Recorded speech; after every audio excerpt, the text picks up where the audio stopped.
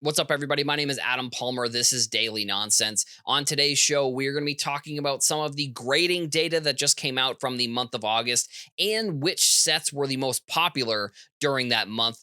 If you like this video, make sure you hit the like button. And if you're a new viewer, make sure you hit subscribe so you don't miss any future Daily Nonsense content. Let's get into the episode. The calendar has moved over from August to September, which doesn't really make any sense. If you're whenever you're watching this, I think the winter league that I play in bowling start today, which is again insane. Our team got second in the summer league, no big deal, but entering into my second year in this like a little, it's above average. It's above average leagues. So to move on from my bowling accolades here, the data for gem rate has been put out. Gem rate, one of the best, probably the best, the industry leader in like all of tracking here. They put out their info for the grading for July or excuse me, for August, which again, like I said, it's crazy for August. And 1.6 million total cards were graded by PSA. And that's kind of the big number here that I think is very important. They had 1 million cards TCG, and then 600,000 cards were sports cards. And I don't know what that says about TCG. I mean, obviously, as somebody who's in sports cards, I see everything that's going on in the industry and sales and everything. But I think that there is, and maybe it's just I don't know about it, but I feel like there's just such maybe it's not an untapped market. I just feel like there's such an interesting market there for TCG where there are a ton of high-end sales of all of these cards. But like if I don't know, and maybe this is just me not knowing of these cards existing, but like I feel like there aren't any of those like $12 million cards for TCG where there are like for sports cards. So I'm not sure like if where or why people are grading so many TCG. That's sort of maybe the other thing I don't understand. And one of the things I talked about on Hobby Hotline's another show that I do. And I talked about that, I think it was last week or 2 weeks ago. And I felt like the things that are the most valuable in the trading card and just memorabilia space are the things that are not meant to be collected. So like older Pokemon, those are meant to be played the game, and that's what I feel like a lot of TCG is. So that's why I'm confused about why there's so many graded TCG cards just in general. Aren't they supposed to be used to play the games? And this is maybe me being a little bit of a novice of that world, but it seemed like, I mean, year over year, it's up 75% from last year, from last August, I suppose. To me, that is a very interesting number, almost doubling the amount of TCG cards that were graded by PSA in August from last year to this year. And then PSA, they're down from the sports card perspective 20% year over year. And they're also down 2% month over month.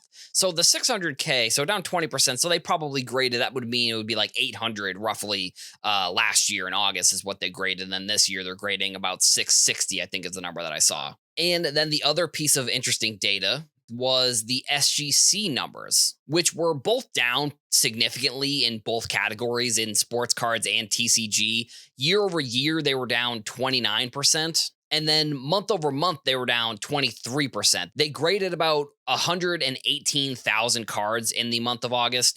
And I think that is a significant number because it is the first month where we saw that they were announcing they were going to be rolling some of the stuff back. Well, PSA was going to be rolling some of the stuff back with SGC. So I don't know if this is a sign of more things to come for SGC. I guess I would assume it probably will be, but like the 29% year over year and the 23% month over month, which that's a significant drop. I mean, 23% month over month is very significant. And it's SG or PSA can say that they're going to try and roll things back with SGC, but like if you have the customer base who wants to grade cards with your service, you can't just be like, we're downgrading the service. We're bringing the service down. That to me just didn't make a lot of sense why they would want to do that. Now, granted, eventually, I don't know if they're going to try and just completely shut down SGC. I hope that they don't do that. But like with those numbers, I think it's hard to say, like, if they keep seeing month over month declines in their grading,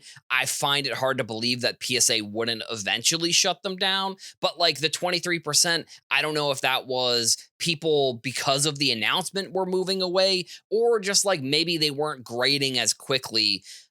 I don't know. I don't really know where that 23% drop comes from, but it was the first month after the huge announcement from PSA that they were going to kind of be bringing things back and using some of the SGC facilities for PSA. Trading Card Database is definitely one of the good sites that you should definitely check out. I mean, they have like basically every card if you're looking to get images for whatever content, or you're looking up to find the first card of certain player or of certain sport, you're looking for a certain set. They have a ton of data. So I'm just going to read off.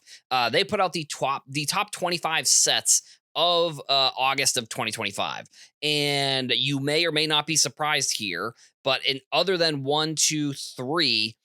Literally 22 of the 25 sets were all baseball, which goes into something we've talked about on this show where people at Fanatics, well, Michael Rubin actually at Fanatics, is saying that baseball is number one. And I think that is the case. And I think from a sports card perspective, baseball feels like it's always been very popular. It feels like it hasn't gone through these certain like dips and increases the way that maybe other sports have. Like, I feel like football and basketball at some point have either been one or two respectively, where now I think baseball is kind of up there and it's much closer, but it feels like football and basketball have really had ups and downs where it feels like baseball has not exactly had that. And I think from a sports card perspective, just overall, baseball, it's like when I tell people that I do stuff within sports cards, a lot of people mishear me and they think I say sports cars. So when they start talking about car stuff, I'm like, hey, I don't know what you're talking about. And then I say cards and like, oh, okay. And usually when I say sports cards, I end up saying like baseball cards because people understand that if I'm saying football or basketball, sometimes, I'll probably not get the same exact reaction, but it just feels like baseball has always had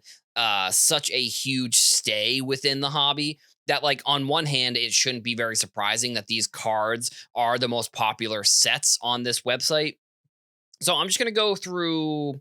I mean, I'll go through the top 10 here. I mean, like I said, I could go all the way down. So the top 10 was 1991 tops, 1989 tops, 2023 tops, 1990 tops, 1988 tops, 1987 tops, 2025 tops heritage, 2024 tops, 2025 tops chrome, and then the number one set was 2025 tops. So I think the other thing that is very interesting about that list is that they're basically all flagship sets. Like, there aren't, like, tops chrome is obviously on that list, and if you look at some of the other ones, that's really the only set for baseball that is different from just the regular flagship sets.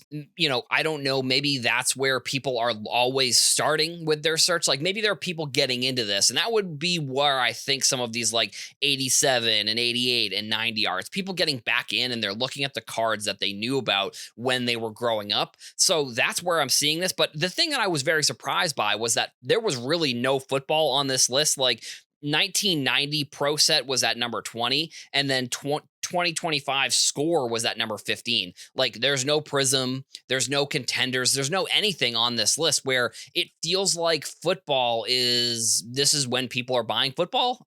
It just is very odd to me that there was not a lot of, there was almost none, there was almost no football. And then there's no basketball in the top 25. So I think, again, it goes into this area within sports cards where you have to make sure you know of the cycles and the things that are happening in the hobby. And if you're buying and selling, you have to understand that there are just going to be times in the year where cards and sports are more popular than other times of the year. I was sort of surprised that football didn't have more sets in here, because I'm surprised that people are not buying more football as the season's starting, because that's something I've seen is like this preseason when people are getting excited for football. That's when a lot of people are buying. So I just don't know why there wasn't more football on the list. But as of right now, baseball is king. And it seems like this could be a big shift in the hobby potentially as we move with Tops and Fanatics taking over football and basketball. We'll see if they try and market those any different than they are with baseball. But clearly, because of just looking at this list from August, baseball is baseball is on top, it seems.